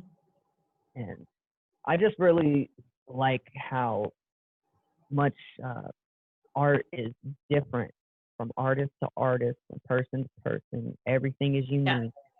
I do not enjoy those arts where it's just a messy ass coffee table. I'm sorry. I don't like that kind of art. To me, that needs to be cleaned up now. or I'm going to get beat. So, but definitely into architecture and paintings and sculptures, like the Thinking Man, David. Those are just awesome. Have you ever done any sculpting or any different types of art than just drawing and painting? Oh yeah, when I was in college, you had to do that again. Back to graduate, you got all these things you got to do, or they won't give you your degree. So that's where I learned that sculpting was not for me. That my thinking is not, and because people like to say a lot of times, like, "Oh, all art is if you could do this, you could do that." It's a different way of thinking. I'll put sculptors in a completely different category, because to be able to have the mindset to think 360. Okay, if someone's standing on this side, how does this look? If someone's front, how does this look? And things like that. Like, that's a whole nother realm that I have not tapped into. So although I could do it, and obviously I was able to get my degree, that is not for me. Not your area of expertise. That is not my area. So I can do like small things and stuff like that, but that is not, in my personal opinion, that's not where I'm able to release myself and really find comfort and joy and excitement. I find that in the drawings and the paintings and stuff like that. So I've done sculpting, but I would not be doing that professionally or anything in the future. Oh yeah. I mean, if you're trying to learn how to do first and 2-point perspectives, and then all of a sudden, make it 3D. Yeah. How does this look from far? How does this look from close? How does this look? Yeah, everything has to be addressed. Yeah. And it's our if you're making a figurine, are both the arms proportions? Are they the same roundness? Are they the same length? Everything. So much does this even make sense? And it's like wood shopping. Like I look at it more as in like a wood shop where you're actually creating a tangible item instead of just a 2D item, and that's tough. I couldn't do that either. I tried. Me neither. Yeah, that was tough. That was definitely tough. I was good at getting mad and punching stuff. I was an angry child. But whenever you're a twin and you got a crowded house and everything, you do anything you can to get some kind of attention and affection, even if it's negative, Other than that, so where are you ladies staying at these days? Are you still in the hometown, or are you out and ventured on elsewhere? Oh, we're based in the Bay Area now. I live in Oakland and she lives in Vallejo, so it's in the middle. But we get home as often as we can. Yeah. It's not too far away, like maybe 2 hours, like around 2 hours. Yeah, I say like 2 for me. So we go home on occasion, but usually it's a pop in, Pop out, like back in the Bay check on our Area. family, everybody good, and then we come back up. Yeah. Nice little day trip. Yeah, that's usually Exactly. what we do too. We would just go for the day or get a hotel, stay the night. But yeah, so I can't wait to move back. Whew, someone someone at my apartment complex just stabbed somebody right outside the street. Oh, A lovely. couple Pack 'em days ago. So I gotta watch CSI come out and do their thing. Domestic Oh violence. my goodness. Hey, that's the times we live in now. It really is. You have that, suicide rates are through the roof, mental Depression. health. Yeah, everyone's just losing their mind being quarantined, and they're losing their businesses, they're losing their homes, they're losing their family and friends, they're losing everything. The election just divided the nation. It's just everything is so chaotic, and it's like everyone's trying to force what's a good word for it? I guess like segregation, where it's if you're not this, you're the enemy. If you're not that, there's you're no the gray enemy. area. It's kind of like it doesn't matter how much it overlaps either. It's just if you say one thing that people don't agree with, you are a sworn enemy. Canceled. Yeah. All the way. Cancel You're culture, everything. Yeah. And everybody is so quick to tear each other down when all we really have to do is pick each other up. Yeah. And I everybody think look benefits. inside ourselves too. Yeah. And because we all have gifts and talents. But this is the time to discover that. But I think we just don't use them. Yeah, and if you were spending that time developing those things, you would have a lot less time for negativity. Absolutely. Yeah. It's usually you could tell people who are successful, they're not focused on that, are they? No. They're busy not at all working on themselves and being the best. Exactly. Look in the mirror they can be first so before you start looking at everyone else. Yes. So once you're the best self you can be, then you can start taking care of others. Like they say, you can't take care of others if you can't take care of yourself first. So get yourself straight, and then you can move on and start spreading all of that goodness. Like you said, 17 years old whenever you guys started your brand. That's a long time. That's a long time ago. So 2 years, that'll be 50. So 13 years. You believe that? 13 years of being like the chocolate drops and twins. Like that's a long, And now we're just ready to go into a new phase, something different, something more mature, something more real. Not to say those other things weren't real, but we really want to show you the raw, uncut. Yeah. Honestly, because I when I watch other people's stories, the one thing I'm missing is like, how did you get there? Like, I feel like everyone conveniently skips that part, leaves out the struggle. How did you get there? Leaves out the disappointment. Yeah. Now, I'm not going to say there's going to be a bunch of content of, I didn't get this opportunity. That is not what I'm saying. But we want to show everything. You don't get everything you want. Yeah. Every opportunity that you want, you don't get. Like, and how are you dealing with that? And how are you finding the next opportunity? Are you sitting in your bed crying? Hopefully not, because that's not going to get you anywhere. But if you have to cry, it's okay. Cry one day and pick yourself back up. Give yourself a moment, and you need to get past that moment, and then you need to start working again. Yeah. So that's what we want to show. Yeah. Yeah, it's one thing, especially when you first start out. You don't know exactly what you're going for. The hardest thing about anything is starting.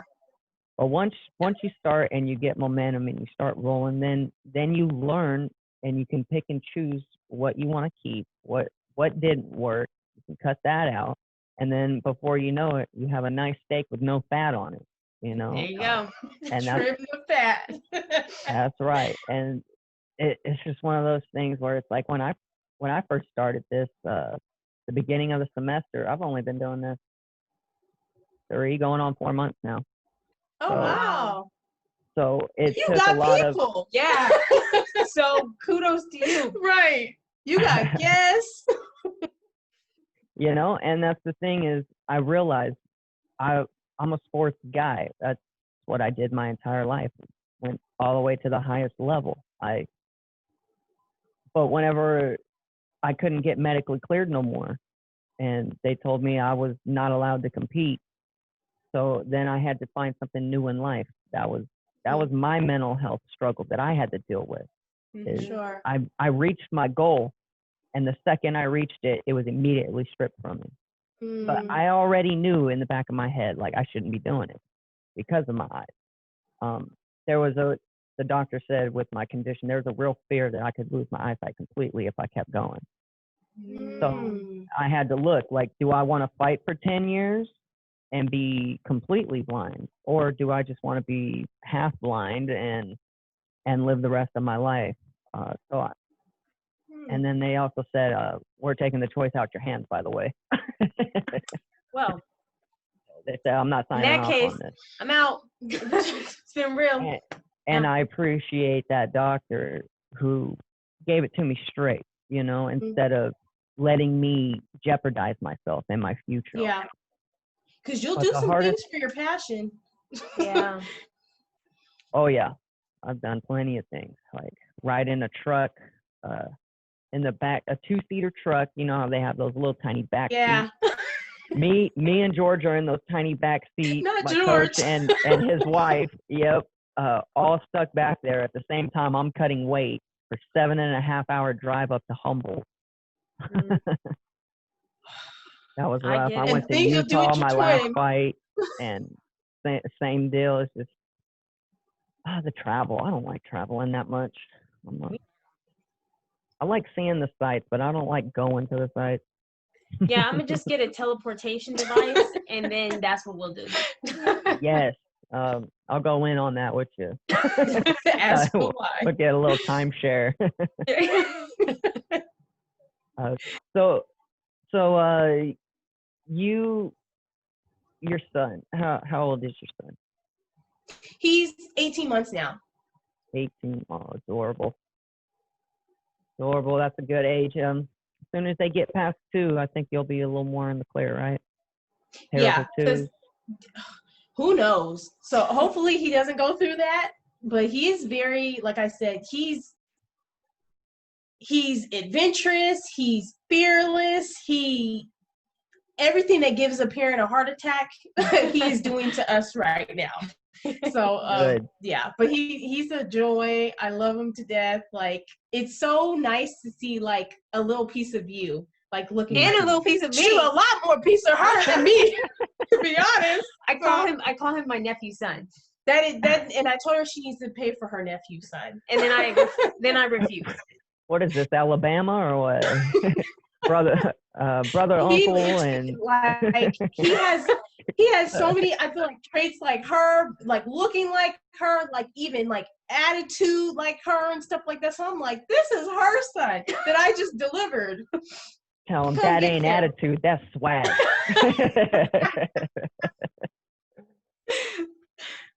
But that's it. That's good. I'm happy for you. That's next time you see him. Next time you see him, tell him, give his mama hell for me. He's like, check. It's like, I got you, big dog. Well, that's awesome. Yeah, see, because I'm going to school right now for sports marketing. I already got and you're almost done. Yep, I got my associate, actually, up there. That one is my my associates in business administration. So now I'm going for my bachelor's with the sports marketing option. So very cool. Very nice. It's kind of what gave me the idea to start this whole thing was, if I'm going to be learning how to market and promote and do all these things in the sports industry, why not have a sports podcast as well? I love talking to people with similar mindsets, who've been through similar challenges and done these kind of things, because I want to say that we're just a different breed. Our mind turns and works in different ways than normal people. We don't look at failure as the end. We look at it as the beginning. Yeah. We don't look at a challenge as the challenge. We look at it as an opportunity. It's just these certain things. I just love picking people's brains, stimulating conversations. I just can't go on Facebook and just enjoy myself anymore. Like I can't do I small snooze talk. everybody. Yeah. I mean, that's the truth. That's the truth. If you're gonna either debate me, talk to me, or anything, it's like just know what you're talking about, because I'll know if you're bullshitting me. Yeah. And when you're sitting there and trying to convince yourself rather than convince me, that's whenever you lose me. I'm like, okay, well, obviously no. So, like I said, we're all getting away from face to face, and it's just so nice to be able to sit down and have a nice conversation. This is the new normal. Yeah. It is. But hey, if this is the new normal, I can live with this. I can't live with none at all with just text forms of communication. Yeah. I don't know if you've ever been trying to either just write something out where it's either a little bit of sarcasm or just clearly an over exaggeration, hyperbole, but it doesn't come off the same to everyone. Right. Either they take it bad, they take it personal, or they take it a different direction. When it's just as I put LOL and a laughy face for a reason, like. But most people just can't handle that. They interpret it the way that they want to interpret it because there's no tone. Yeah. Right. And I don't know. It's life's crazy. Like I said, I learn less and less every day. And I'm just excited to see where this goes. I'm just happy that you two are just off doing some great things. You're not letting this pandemic slow you or hold you down. Instead, it's actually helping you evolve. Definitely. The way I look at this pandemic is it just cocooned us. So who's gonna emerge into that beautiful butterfly? Right. And who's gonna sit there and stay a caterpillar? Yeah. That's deep. That's deep. Yeah. And that's real. Because people are using too much time complaining about what's going on instead of finding, like I said, their passion. How many things or projects have you put aside because you just didn't have the time? Now you got the time. What are you doing? Exactly. I like when I started this, I said, well, I love listening to the podcast because I love interviews. When I grew up, I used to watch Frasier with my grandma. Fun fact, I love Frasier. Niles is my favorite. You got it. Y'all got it. Exactly. Bud and the dad always cracked me up. The dog, yeah. And so that, and also used to watch a show called Space Ghost Coast to Coast. I don't know if you remember that one. So what it was is it was this superhero named Space Ghost, and he did a late night talk show. It was an animated one, and so he would have guests come on, and he would just troll them the whole time. So it was like a late night show with Jimmy Fallon kind of setup, but as a cartoon form. And so I guess, hey, come to find out, those came in handy because it's one of those things that really persuaded me to do this. And then when you see all these other people coming out and you listen to them, you're like, well, I believe that my opinions are either just as valid or just as good, and I can trust my eyes. A lot of people think the same way. Oh, okay, yeah, you know what? Hey, I'll give you that one. I wouldn't trust my eyes if I was anybody else either. No, that's not. No, thinking like, I'm don't talking trust about mine. myself. Thank you. That's why I was like, no, I don't know. I'm talking about myself. Yeah, I wouldn't. But yeah, I wouldn't trust my eyes either. My wife learned that real quick. It's like, oh no, he's blind. I always get the one where it's people go, well, you don't look blind. I'm like, okay, I'm sorry. How's a blind supposed to look?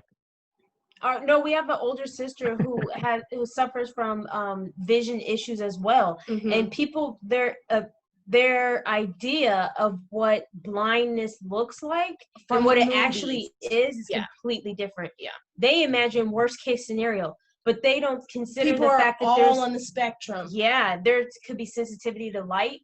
There could be you don't feel comfortable in certain situations because it's not clear to you. Peripheral could be an issue. All of those things are older sister experiences, and we see firsthand, like being with her, what that does. And you're right. People say, well, you should be able to see that because you're young. But blindness has no age. Right. Anyone can be suffering from a disability that you can't see. Doesn't mean there's not challenges there. So we get it. We definitely get it. Like in high school, I don't think I tried to hide them the best I could, but they were pretty hard. I had my books blown up to huge size because we didn't have things like I have now, which is like a CCTV, which is it looks like a TV with a tray underneath. And what you do is it's a little rolling tray, and you could put books and stuff on there, and then use the knobs to blow it up onto like a TV monitor, and you can zoom in on your textbooks. You can zoom in on say you're working on a watch or something. You can just zoom in, change the colors, and that helps. The reason why I wasn't a good student in high school was because I didn't have the accommodations to help me. Sure. And I wasn't good enough to be able to just do it on my own. Like say George, smart cookie, man. That guy is smarter than hell. I don't know where he got it all, or I was just the one in the cage getting punched in the head. So, so it's a little bit of both. But yeah, so school always turned me off because all I could do was listen. I couldn't see what was on the board. I couldn't. I didn't want to go sit up there and feel embarrassed because I have to go sit right in front of the board to write down everything. Right. And, right.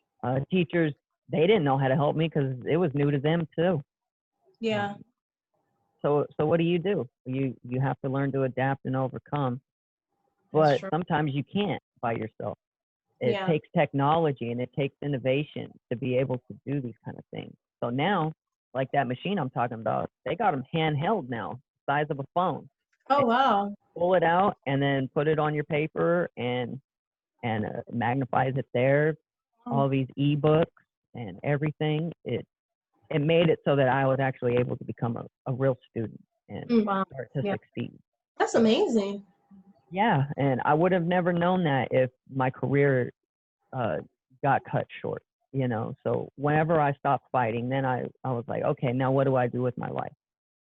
I don't know what to do now that my athletic career is gone. I thought that, okay, now what am I good for? So then I started going to school just for business because, hey, why not? Grandpa owned a business, has their own family farm. So, and like I said, I've been working since I was 13. I was assistant manager at the cinnamon roll shop by the time I was 17. Wow. So I was familiar with how businesses should be ran. I've seen the flaws in bosses, and those were things I wanted to correct. But then I learned that I could do it specifically in the sports industry.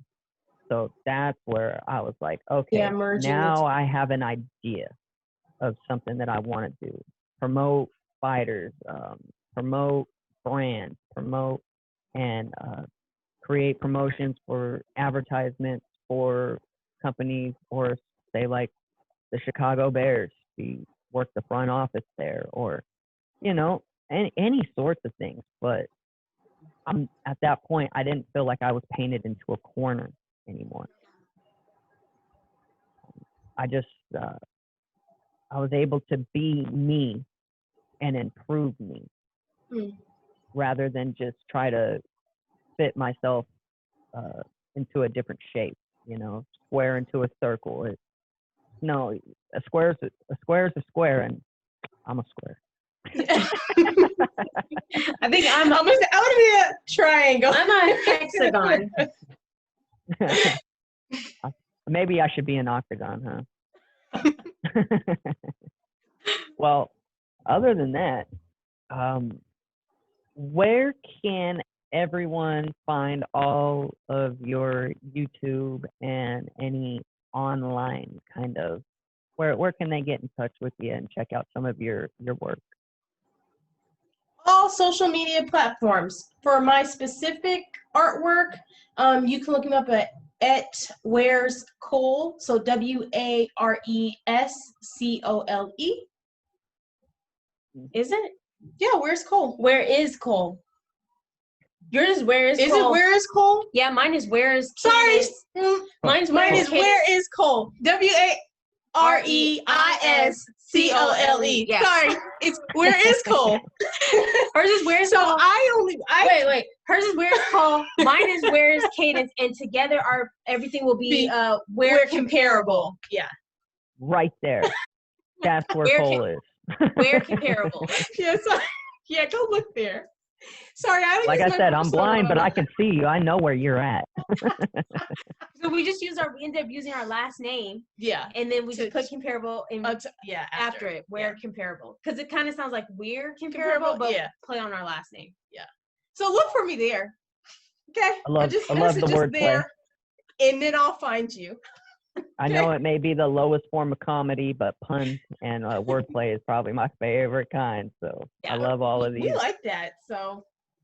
Like comparable. That was brilliant. You put the pair in there, and you put how they compare. How you compare being twins. You're always compared to each other. Exactly. You get it. Zero fat on that. I like that, and that's why. That's why I think you guys are gonna do just fine. Thank you. You as well. Yeah. I watched your episodes, and I was actually really intrigued. Yeah. So I said, I like this. Yeah. So I know you'll. So kudos to you. Yeah. Once you get your degree, you're already heading that direction. You're doing a great job. You've started the fact that people respond, because that's the hardest thing. Reaching out to people don't respond. So you're you're stepping out on a limb and really, pushing yourself. So kudos to you. And it's huge that you've been willing to share the fact that you had a disability that caused you to pivot, but you've actually leveled up. Because if you would have gotten hurt, seriously hurt, that could have been the end of everything. And you wouldn't have any. But the fact that you were able to take the knowledge you were given, use wisdom. Absolutely. Now you can have a career whether your eyesight worsens or stays the same. You can still run a podcast. Exactly. You can still run a business without those things. Yeah. So that middle part that we talk about that we don't hear, that's what you just shared. The reasons why you've changed, the reasons why we changed. We wanted to mature in our brand, and we realized that our brand was keeping us at a level that we wanted to be higher than. Yeah. So once you realize that, the sky's the limit. Yeah. Well, thank you. I do appreciate that. And hey, a little bit of that humbleness coming out now. but like you said, everybody is so caught up with the designation that they don't understand that there's a whole journey you're missing out on. And if you would have asked me 10 years ago in high school, like, hey, you gonna go do a podcast where you interview people? I'd be like, no, what the heck's that? You tell me that 1 year ago, and it'll be like, hey, that does sound like something interesting. I might consider. But then this year, I said, you know what? It's either now or never. Yeah. And because, like I said, I got my wife. We'll be moving, and we'll be looking to start our family and everything, and there's not going to be time and capital to do that. So it was one of those. It's like, okay, now or never. Yeah. And then so I said, whatever, let's do it. Yeah. Why not? It's always a no until you ask. until you start. And it was one of those things. I knew I always loved talking to people. I always loved sports. Always had great conversation and insight. I don't think of things in just one dimension. You know, it's more like sculpting for me. It's like, okay, now how do all of these cause this, and how does that cause all of these? There's always two sides to a coin, two sides to every story, and like every sport, you have a winner, you have a loser. How does that affect you? It affects you different, and you're both in the same event. Yeah. So it's amazing, and you know, I'll be doing this for a long time to come. Okay. As long as there's people to talk to. Yeah. Whenever they start making us socially distance on the internet, then then I might be a little out of luck. But no, so definitely whenever I do move back up there, I'm gonna be able to start. I believe April, should be April, so pretty quick here. Okay. I'll be able to start doing a lot more of these in person, which is how I really want to do them to begin with. Yeah. Sit down. Really cool. Let's have let's sit there, look at each other for a little bit, and just be like, oh yeah, this is human interaction. That way everyone can talk over each other too all the time. Hardest part about these internet ones is sometimes they just picks up a little tiny bit of a noise and cuts someone out. Yeah. They can be disastrous sometimes. Yeah. I'm surprised how smooth this one went, especially with This 3 is people. Good. Yeah. I'm talking technology wise, because always talking to the Ware twins is always interesting. I mean, that's what. Whenever you have first best talking to the second best twins. This has been 10 high. plus years of second best. Yeah. I'm ready to move up and take that first best slot. Yeah. You got to come challenge for the belt, but I don't know. Those are ready. I don't know what the challenge is going to be yet. We'll think of something even. We're the black bellas. They're the boy bellas. Oh yeah. Well, I know all of us together are something else. To say the least. Well, I almost forgot. Tell me about the music video you were in. Oh, it was a music video for Sheila E., the drummer, Bay Area drummer. Honestly, we saw. I'm not sure. You. Oh, I saw a post on Instagram, and then I told Cole about it, and she was like, I begged her. I was like, let's go, because I thought it was a scam. I'm just gonna be honest. Mm-hmm. And she will. I don't know if you're the twin that does it, or if George is the twin.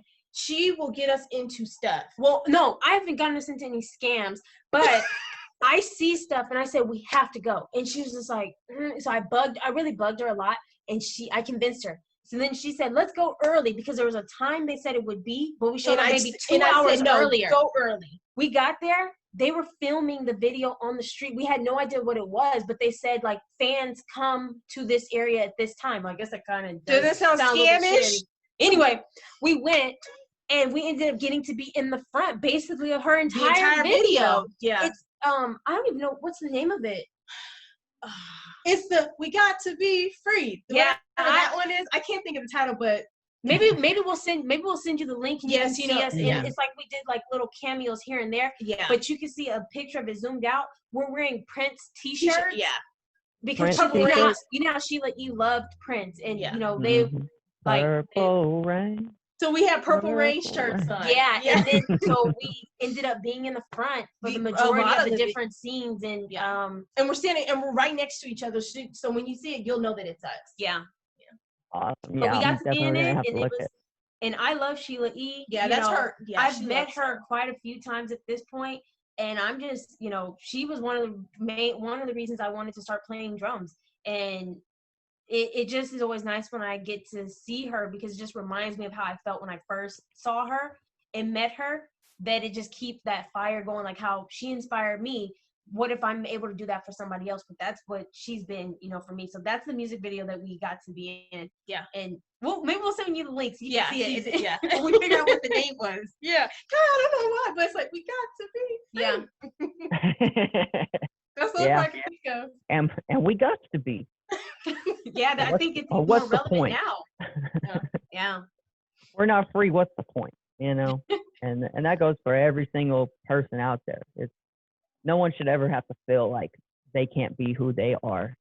And that's the kind of stuff that just makes me sick to my stomach when people try to tear down people for being you. Yeah. That's the beauty of it. That's like the whole racial tension thing. Why would you hate someone just because of how tan they are? Like, okay, they got more sun than you. Oh, what? That doesn't mean anything except for they got more sun. Like, yeah. And it's like if you cut yourself off from different cultures, you may miss new foods that may be your favorite food. Maybe you like some papas or music, everything. Mm-hmm. Maybe you like some salsa dancing. Maybe you never know. But if you just cut yourself off to the world, you can never grow. Yeah. You will only be a short weed in the middle of a farm, Or you and get whacked. if you want to grow and produce fruit and enjoy the fruits of your labors, you have to be able to take a little bit from everything and understand. Because if you don't, that's the hardest thing, is people don't know how to communicate anymore. It's truly that it's a lot of it is because all they are is on social media. And you don't talk on social media the same way you talk in real life most of the time. A lot of these things people say online, it would get them killed out in real life if they said that to certain people. And oh my goodness, I can't even look at online hardly anymore now. It's just I don't blame you. And that's another reason why I wanted to do my whole podcast, is to get out here and have conversations that are meaningful and fruitful. Because look at here, you two have just inspired so many people through this one interview, and then not only that, all of your work that you've had before this point has just created not just a platform for yourself, but a platform for all of these people who are inspired and who are intrigued. Maybe you convinced a couple people to try art. Maybe you convinced a couple people to try music. Maybe you try it, and without you, maybe they never would have. Or maybe they would have found someone else. But why not be the catalyst? Like I tell everyone, don't settle for good when great's available. It's too easy to quit. It's too easy to not put in any effort. But what you get in return, it's not going to be worth it. Do you want to be 70 years old and miserable because you didn't get to do what you wanted to do in life because you slacked off? Right, because you had the opportunity, You don't get to redo it. There's no rewind and go back to your 20s and start over. It's now. It's now or never. Now or never. Yeah. So that is awesome. Well, the way that I like to end every show is with a random fact. So, are you ready for your random fact? Yes. Okay. Since we're all twins here and we're all used to twinning, all we do is twin no matter what. Right. Okay, so interesting twin fact here. Did you know that twins can have different fathers? No. I want to say I kind of know that, but I don't know. No, I didn't know that. So the way that it can happen is instead of a woman releasing one egg during the menstrual cycle in the month, there's an opportunity that she releases two. And they Now both get fertile. And they both get fertilized That's why by I different kind of men. know. Interesting. I think because I had a baby, I think I kind of know. I think they kind of went over stuff like, ooh. That is scary. Yeah.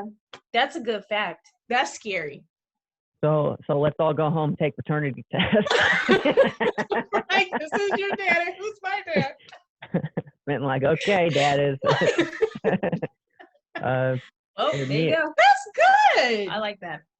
Yeah, the more you know. That's good. Weird, but good. Yep. So follow you at Ware is Cole. Now the chocolate drop YouTube page, is that one gonna be coming down, or is it the Compairable one that's gonna be the newest one, right? We're going to keep everything, all of our things up. We're just going to change the name. Yeah. And change like the imagery. So people are kind of concerned with that. You'll see when we make the switch, but it's going to be all the same things. Like we're still on Instagram, Facebook, Twitter, all of those, but we're just going to change the handles. Yeah. Awesome. Yeah. Okay, so you heard it here first, folks. Yeah. Exclusive. Exactly. You heard it here first for the 19th time. No.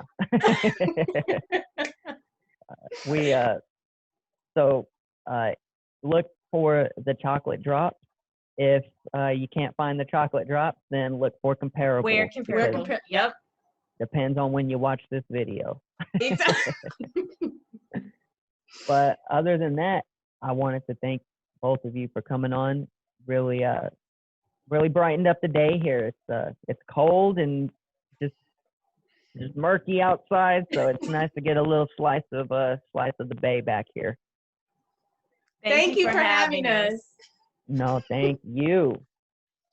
We can do this all day. But okay, everybody, I want to thank you for tuning in to Alex and an Athlete. Make sure you like, subscribe, share it with your dog, share it with dog's friends, share it with your aunts, uncles, cousins, aunties, whatever you got. Show them the video. Hopefully they enjoy and take away some knowledge from it. Other than that, I want to thank the Ware sisters for coming on, and everyone have yourself a great day.